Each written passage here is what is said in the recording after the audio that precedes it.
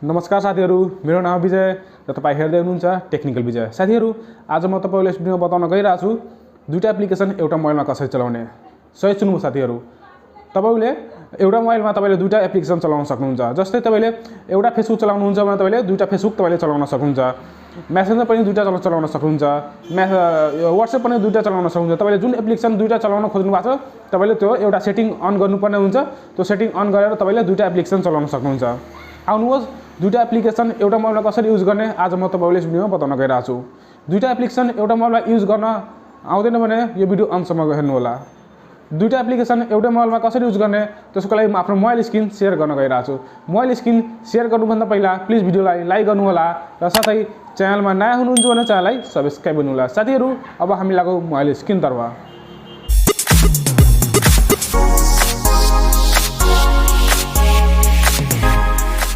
Guys, अब तपाईले मेरो मोबाइल स्क्रिन हेर्न सक्नुहुन्छ। सिम्पली दुईटा एप्लिकेसन एउटा मोबाइलमा युज गर्नको लागि सिम्पली तपाईले आफ्नो सेटिङ खोल्नु होला र तपाईले तल स्क्रोल गर्नु होला।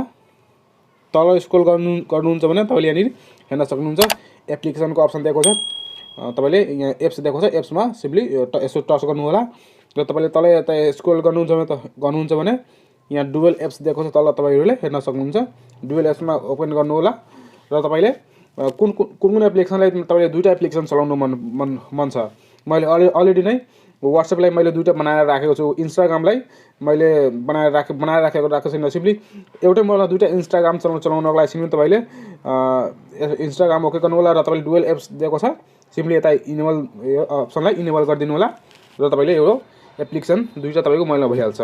यस्तै तपाईले WhatsAppलाई पनि दुईटा चलाउन खोज्नु भएको छैन भने सिम्पली WhatsAppमा जानु होला र तपाईले यहाँ इनेबल गर्नु होला र अब तपाईले यो WhatsApp पनि दुईटा भइसकेको छ। गाइज, जुन एप्लिकेसन तपाईले मन परेको छ दुईटा तपाईको एउटै मोबाइलमा दुईटा एप्लिकेसन चलाउनको लागि सिम्पली तपाईले यहाँबाट गएर इनेबल गर्न सक्नुहुन्छ। हेर्न सक्नुहुन्छ साथीहरु, मैले यो मेसेन्जर छ, मैले दुईटा फेसबुक यो मोबाइलमा चलाइरहेको छु। सो यहाँ मैले मेसेन्जर ओपन गरेर राखेको छु। फेसबुक पनि मैले दुईटा बनाएर राखेको छु।